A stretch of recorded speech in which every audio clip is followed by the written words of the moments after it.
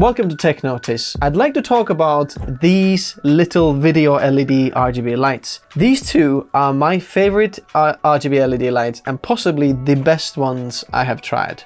Well, they are the best ones I have tried. These are absolutely fascinating and they've got some really interesting features to them. So let's talk about them. If you're familiar with the channel, I'm using these little LED lights all the time in the background. As you can see, these red squares there, they're already lit up by 2 of them over there. So one over there, one over there. I've got 3 more on the table. There's one charging over there and there's 2 over here. Now, I've gone through quite a few of them and I've managed to test quite a lot of them. In this video, I don't want to talk to you about like how to use them and what these can do so much, but more of the features that I really love, talk about the usability and what these lights can do. So I've been testing them in the studio for weeks and weeks now. On the screen you can see some of the specs if you're interested and compared to some of the other lights out there and some of the output powers, but let me put it this way. Aperture MC, that's probably most the popular light out there, you know, these smaller RGB lights. Everyone's talking about them, all your big YouTubers are talking about them. So the output power on this matrix is about 5 times the amount of matrix. So straight away, let's jump into the things that I absolutely love about these lights. First of all, I really appreciate when I see a good design of any type of product. Whenever you look at a product and you think, do you know what? I just like how it looks. It kind of makes your heart just set on the product just a little bit more than just something you're like, do you know what? It doesn't quite look nice. Even if food, you know, you can have an ice cream that tastes absolutely gorgeous, but if it looks disgusting, it takes something away from it. Do you know what I mean? So about these lights then, I love the design and the build quality is absolutely amazing. How they feel in their hands, how the design is one of the nicest ones out there. Especially this featured like a, what is it, Matthew McConaughey? What's the tree called? Nice brown wood in the back over there. Not sure if this is oak or some other very expensive wood. It is very nice. Another thing that is very good about these is the battery life. Now I have tested both of these to all of these lights in the studio, and the only light in the studio that managed to pull ahead of this matrix was this Pixel G1S. But the problem with this G1S is that it actually makes a sound while it's working, like a little like a mosquito is flying. So that kind of rules out the good sides of this light. By the way, if you want to stay tuned and subscribe, then pretty soon there's a video coming out about all of these lights and then trying to find the best bang for buck amongst these lights. So the battery life is seriously good. Obviously the smaller one is much less than this one, but still very impressive. So out of the bigger matrix one, I managed to pull out 2 hours and 23 minutes out of maximum brightness at 5600 kelvins, which I think is very good. So talking about the design, there are a few things that I really like about the light. The matrix has like this mounting or like a turnable arm over here. It helps you with mounting options. There's a few mounting options over there, as well as a cold shoe mount on the top over here, and you know, 1/4" screw holes and different screw holes over here. I like that a lot about this, that you know, you've got no problem mounting it. There's another feature in this mini one that I like even more, being that the mini has 2 magnets in the back, which means that you can attach different things on it or just attach the mini to something. So if you have like you know, like a metal stickers or something, you know, that you put on behind your phone to have it on your car mount, you can stick this on anything in the studio. For example, if I put a sticker on top of there, then I could just magnetic put it over there, which is fantastic. If you've seen my PC build video or one of the latest orange and black PC build videos, then I used one of these lights inside the PC case because the PC case is made out of you know, metal, iron actually to be in fact, and then this I was just sticking somewhere where there wasn't very much room, but because it's small, you were able to just absolutely magnet or clip it anywhere on the case, and I just really love that feature. I think it's very useful. Another very impressive thing that I noticed is that when charging all of these lights up at the same time, because I just did a test of, you know, like which one lasts the longest, these PFY ones charge up the fastest. I was very surprised how fast they charge, and that is because they have a USB-C port for charging it up on the side over here. Both of them have a USB-C port, and they support quick charge 3.0. Charges up very fast as well. Before we're going to move into the RGB kind of world, there's one extra little thing that I really like what this light can do. So for a short period of time, this light has something called like a turbo mode or extra power efficiency mode. So look at this. So I have got this light here at maximum maximum brightness. I'm just going to show it somewhere over here. When you hold down the menu button, it actually jumps to an extra brightness for a little bit of time and then jumps back if you hold it down. I think it's cool that it gives you like extra 50% of power and then pulls that out from the battery for a limited amount of time. Now let's move on to the RGB world, and you probably already know that these lights can also do RGB, you know, 360 degrees or colors in the color spectrum, you can do them. And the lights can be adjusted and configured through an app. And usually when I hear that there's an app for some kind of product, I usually think, oh great, I have to get another app, I have to connect it to my Wi-Fi, connect it every single time.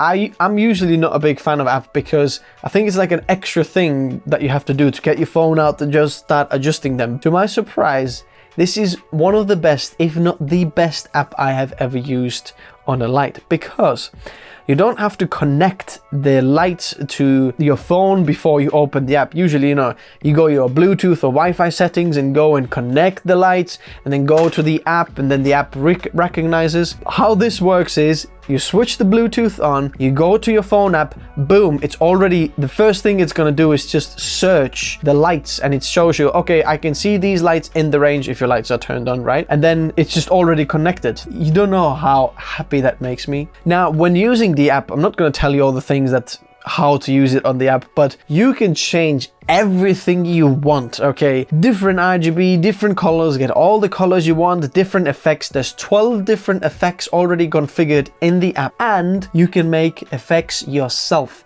So there's literally millions of effects you can configure with this light, and let your creativity absolutely flow and do whatever you want. I don't think there's any light like that in the market where you can configure millions of video effects or video light effects. That is fantastic. Another thing that the Aperture MC has, or they were like boasting about, was, you know, that you take a picture of a color and then the light can do that. Now this app can do exactly the same thing. And then now there's a little like a camera icon over there, and let's take a like a color from here, boom, and then these lights go to the same color that's been on the app, which is absolutely fantastic. Now, another very, very helpful thing that I can see that works with the app is that I can control both of these lights together on the app or separately if I wanted to. So if I want, I can turn them on and off, as you can see over here, at the same time or separately. So if you have like a different lights set up in the room, you can like, you know what, that one off and that one off. No, actually these two back on, you can do that. Now each light can be a master and a slave, which means that let's say you have a set, right? You have got maybe tens, if not 20, or maybe, okay, let's start with 5, right? Everyone, maybe 5, 2 lights, right? On default, these lights, when you turn them on and you don't have the app connected, let me turn my Bluetooth off so you can see it. Bluetooth is off, and now these lights, both of them together, are master and slave. So basically, if I adjust this light, as you can see, that light adjusts. If I adjust this light over here, both of these lights adjust to each other, which means that let's say you have a set of lights all set up in the room and you want all of them to change at the same time. You just walk towards the closest light that is, you know, closest to you, change it, and all the lights in the room change. Now there's 2 last things that I think are absolutely amazing about these lights. One thing is that you can, if you're on the white light mode and you think,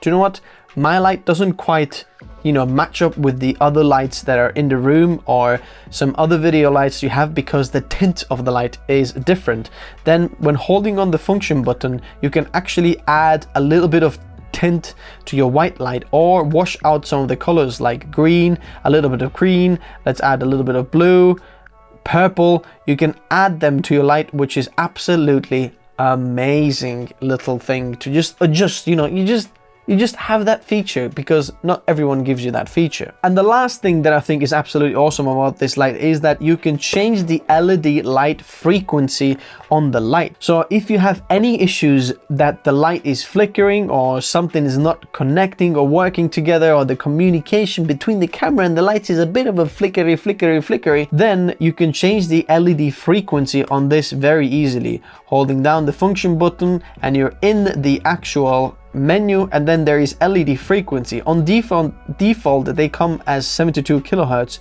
but by any chance, any issues that it's flickering, then you can flick it onto 140 kilohertz frequency. So if you want to shoot some higher frame rates, you don't have to worry about that these lights are flickering. Now also, if you want to save even more battery life by going lower LED frequency, you can actually save some battery life as well. So these are all the sides that I absolutely love and I think are awesome. Now some of the sides that aren't so awesome, and I think I'm not honest if I'm not talking about them, so let's talk about the bad sides, or some sides that, you know, should be improved a little bit. First of all, this mounting arm over here doesn't actually go 360 degrees. So if I turn this, it just hits the other side. So it goes around, but as you can see, it hits this side of it over here, right? Can you see that? Not a big fan of it. Also, if you mount your light onto a tripod or a light stand, then when you're using these mounting holes inside the turning arm, then the actual thread of the light stand goes through and hits the light, so you can't actually screw them in all the way, so you have to use this that's on the bottom over here. So I wish there was like an end bracket over here so that you can screw your light in and it doesn't go through, so you can still use the twisting arm over here. But there you go. Now I know that there's nothing like this Matrix Mini in the market, but I do think this Matrix Mini is slightly expensive. This comes in at £100 or 100 euros or something like that, just a bit less. I do think this is slightly expensive for a small light like this, even though it packs a lot of features that no one else offers out there. So it is unique, but slightly expensive. When it comes to the Matrix, or the bigger Matrix, then I think the price is justified. By the way, if you want to check these lights out, the link for this is in the description. There is another little issue that I have come across, and I know that PFY is actually working on it, but when going on a light mode and using like RGB that is mixed colors, so whether you go purple or teal or orange, that is something in the middle of red, green and blue, then you can see that these two lights don't quite match. So these lights both are at HSI and the hue is 272, which should be purple, but the purple is different on both of these lights. And I don't know why this is, because it is not easy to configure smaller and bigger LED lights to work together exactly the same, because the power output is different and you're putting different amount of power to the RGB, you know, LEDs, and it's very hard to get them matched up. But I've talked to PFY and they already know about this and they're fixing the problem. So, you know, maybe there's a software update and we'll get it a bit closer, but I don't think actually these can be 100% matched, but they can be much closer. As much as I love the wood on the back of the PFY, I have actually dropped it once and I've already made quite a big chip here on the wood and over here. So the wood is nice, but probably not the strongest. Another thing that I would like to see as a firmware update is that when using this toggle over here to change either the color temperature or the hue of the light, when holding it down, it changes so slowly. So it takes ages to go from 360 to 0 or 0 to 360 because it changes so slowly. And the last thing that is probably my personal opinion, because all the other lights that I've tested work the other way, but do you know what? I can get used to it and maybe you can as well. But when on the color temperature mode, it doesn't cap out at 6500 kelvins. It actually, when it goes 6500 kelvins, if you go further, it actually jumps to the beginning, which is 3200 kelvins. So just something to keep in mind or get used to. But in general, I absolutely love these lights and I've been using them a lot. So if you're asking me, can you recommend these lights? Yes, I can. Now, I understand that the price point can be slightly expensive for some people because like Aperture MC is roughly around £100, $100 or something like that, whereas this one comes in around 150. So it is slightly more expensive, but you're getting more than 30% more output of this light as well. So Aperture MC is roughly around 100 lux at 1 meters, whereas I tested this one at probably 3 times in normal mode. So that is 300%, you know, more powerful output, and around 5 or 6 times more output when on the turbo mode or extra brightness mode. Thanks very much, guys, my friends, for watching. If you have any other questions or your opinions, I'd love to hear from you in the comment section below. Thanks for watching, guys. Hit that like button, it actually makes a difference. Subscribe if you haven't already, and I'll see you in the next one. Bye bye. Welcome to Tech Notice, my friends. Today I'd like to talk about these two little RGB LED lights over here.